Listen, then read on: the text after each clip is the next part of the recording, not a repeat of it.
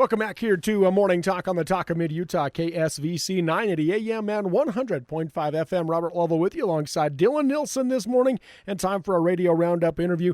And we are joined by Sevier School District Superintendent Cade Douglas and Red Hills Middle School Principal Ted Chappell. And Cade, Ted, thanks for coming on this morning. Yeah, thanks so much for having us on. And I don't know if you've ever been a middle school principal, but Mr. Chappell just walked in 1 second ago, and but sure he's ready to go, right? He is always on his A game, and I guarantee you he was dealing with something before he came. And middle schools are awesome places. I was a middle school principal and a middle school teacher, and I love middle schools, but man, there is a lot of action happening at those schools. There certainly is. Yep. Well, obviously there's always a lot going on with Sevier School District, but let's focus on Red Hills right now, Ted. So what's happening at Red Hills Middle School? All right. Boy, there's a lot going on. Like Superintendent said, there's never a dull moment. No, I've been at the middle school now just a little over a year. This is my second year there. One of the things that stands out to me is how caring the teachers are, and they really care about the students and really want what's best for them and work towards helping them, be successful. So we've made several changes this year. One of the things that we changed was our mascot. We used to be the Bobcats, but now we're the Wildcats. We want to feel a part of the Wildcat Nation that Mr. Blackner has started. We are the feeder school to the high school, and so we've changed our colors to match the high school.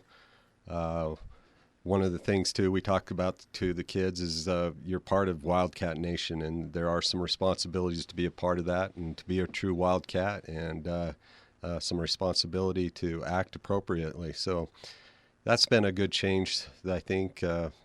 So we're excited about that.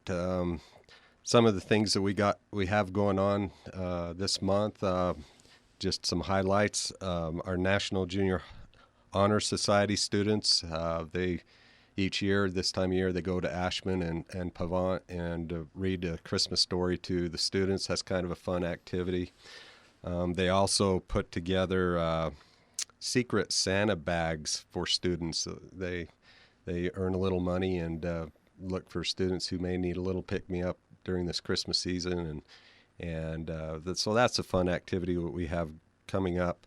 Also, our band and choir students next week will be performing their Christmas songs at the high school. That's next Wednesday and Thursday. I was in the band last week, being a sub for a minute. I've done that. That's an adventure. That is an adventure, but boy, it was fun to see those kids play their instruments, and they're excited to perform and do what they, show their parents what they've learned.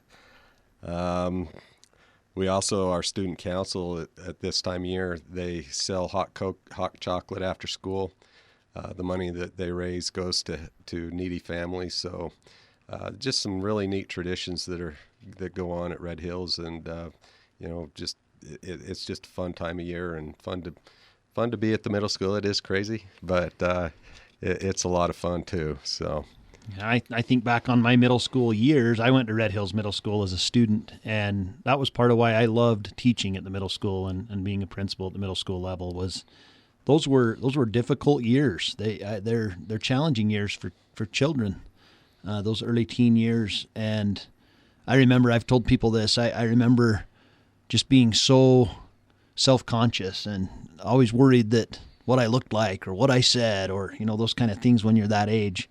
And I look back on the middle school teachers I had that really made a difference in my life, and it made me want to go do the same. It's fun to connect with middle school age kids because they need it. They're looking for mentors and friends, someone that can be that person in their life. So I love middle schools. I was glad that Mr. Chappell mentioned the alignment of the mascot, which seems kind of like a small thing, but we've done that district-wide. There's some research behind that, and it's really become a positive, just a really good move throughout the school district. So we don't have, there was a time where every school had their own mascot, so to speak. And now we've got the Rams, the mini Rams in the South Fair area. Everybody is a Ram, and everybody is focused on what it means to be a true Ram.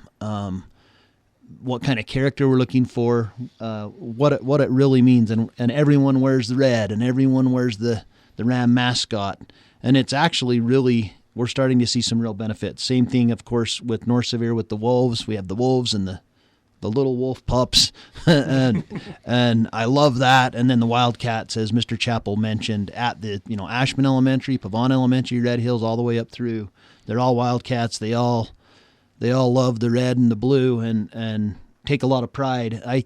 It was cool just last week. We're all excited in the Valley that Richfield High School took state in football. It's been a real exciting moment and high point.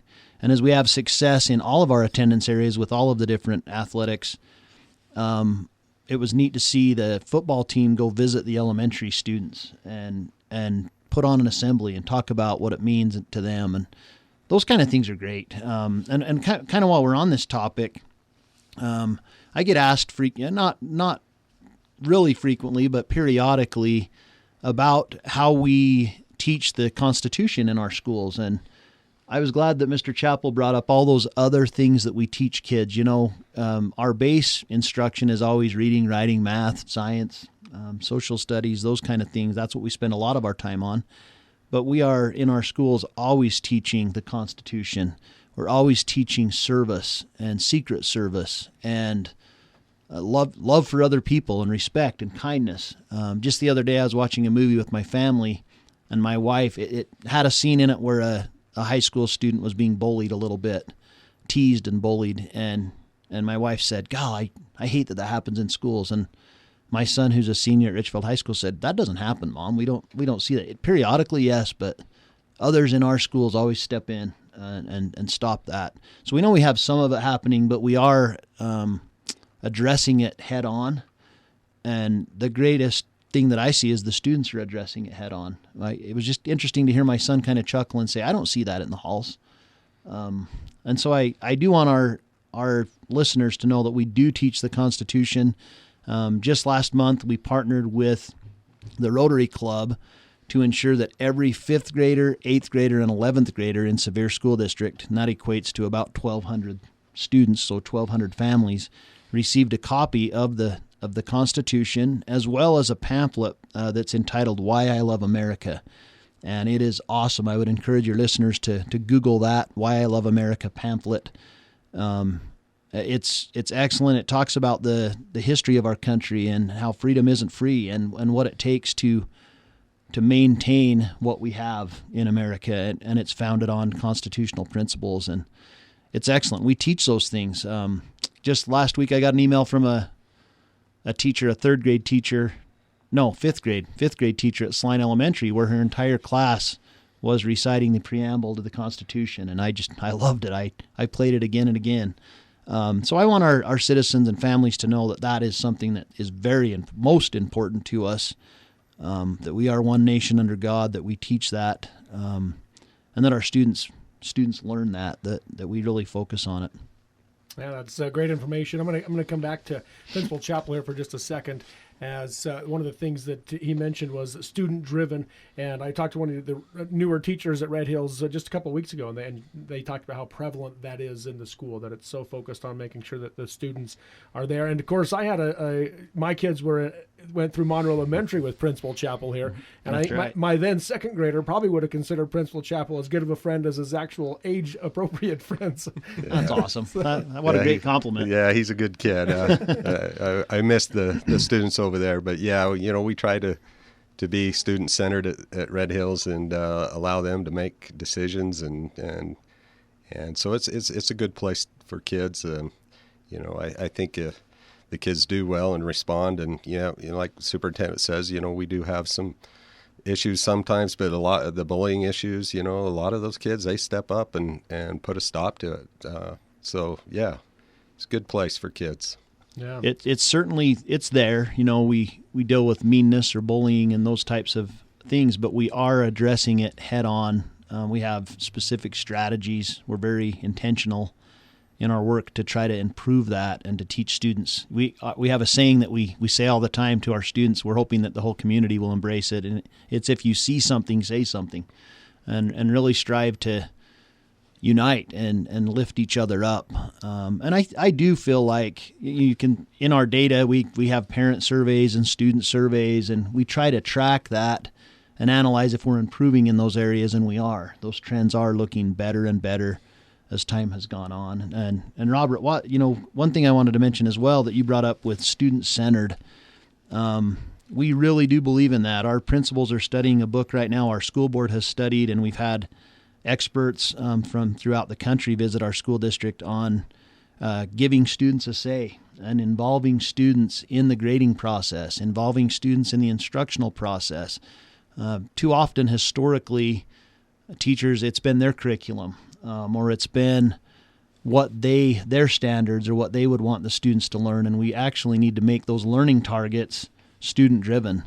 And we talk a lot about that with our principals, and we're seeing some success there. We found that the more involved the students are in the learning and in the grading and the assessment, the more successful they are, and we've actually seen a lot of failure reduction and starting to see more and more students succeed and less students fail. So I'm glad you hit on that too.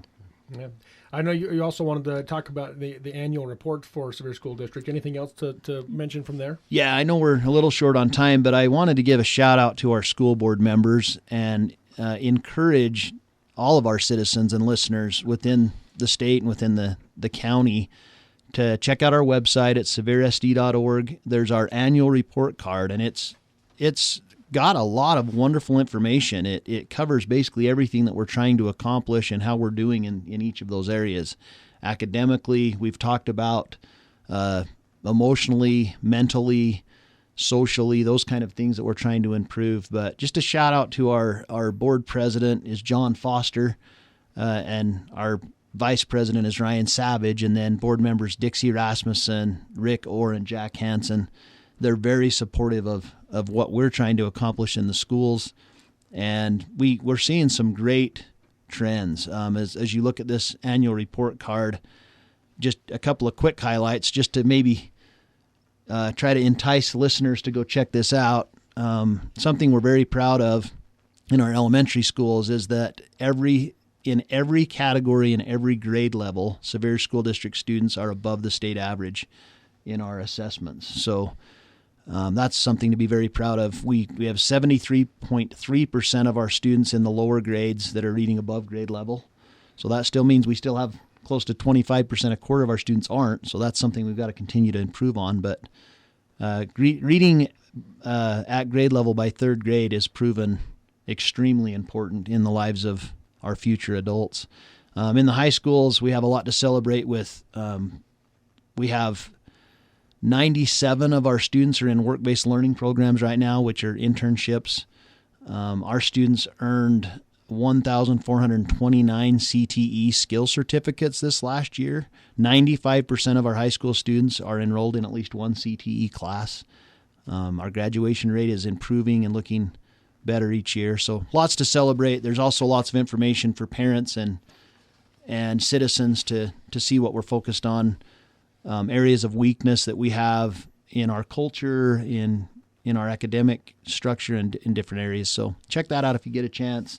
Kind of fun to see the progress we've made over the last several years. And easiest just to go to the seviersd.org Yeah, website. Right now it's the top story. It's always there, but right now it's the top thing you'll see when you hit our website. Okay, that's just seviersd.org. So anything else going on at the school district or Red Hills Middle School that either of you want to mention? I can't think of anything. Just appreciate your support. And yeah, I just want to wish all of our employees, all of our support staff, and certainly all of our families and students a Merry Christmas, a happy holiday season. It's a fun time of year. There's a lot of giving. The spirit of Christmas is very real. I love this time of year because so many people look outside of themselves, and we're seeing all of those types of activities going on in schools. A lot, like Mr. Chappell mentioned, a lot of opportunities to give and to serve. Some of those are very formal, where there's specific targeted fundraisers that are going on to bless families in need in our community, or clothing drives or food drives or those types of things. And then others are very informal, where you just see an outward as you visit schools. If you look for it, you see kids picking each other up and helping each other. I just love this time of year. I hope the spirit of giving and Christmas lasts all year long, and it usually does, but it's a great reminder to just look outside yourself and find peace and see the good in others. Yeah. Once again, Sevier School District Superintendent Cade Douglas and Red Hills Middle School Principal Ted Chappell, thank you both for coming on today. Yeah, thanks so much. It was great to visit with you. Before we let you go, I do want to ask you, what's the weirdest food you've ever eaten? The weird That's is that the text-in topic? today. I would say it came. I lived in the Canary Islands for 2 years, served a church mission there, Okay. and it was rabbit brain, the rabbit brain. I didn't know I had eaten it until I had already eaten it, and it wasn't that bad. I was hungry too, so. Principal? That's a good question. I don't know if Cade or Superintendent remember this, but we were in Oregon to a conference, That's and right. we went to the coast, and I ordered a soup, and it had looked like a little octopus in the soup. I do remember that. And I'm not sure what it was. I mean, just a little octopus, but that was pretty weird. So, Especially coming from Wayne County. yeah, that's right. Wayne County, that, steak and potatoes is where it's at. That's It's right. considered bait in Wayne County. Exactly. Good point. All right. Well, appreciate you both coming on with us today. You bet. Thanks so much for all that you do for our community. All right. That's going to have to do it for our Radio Roundup interview for today here on KS.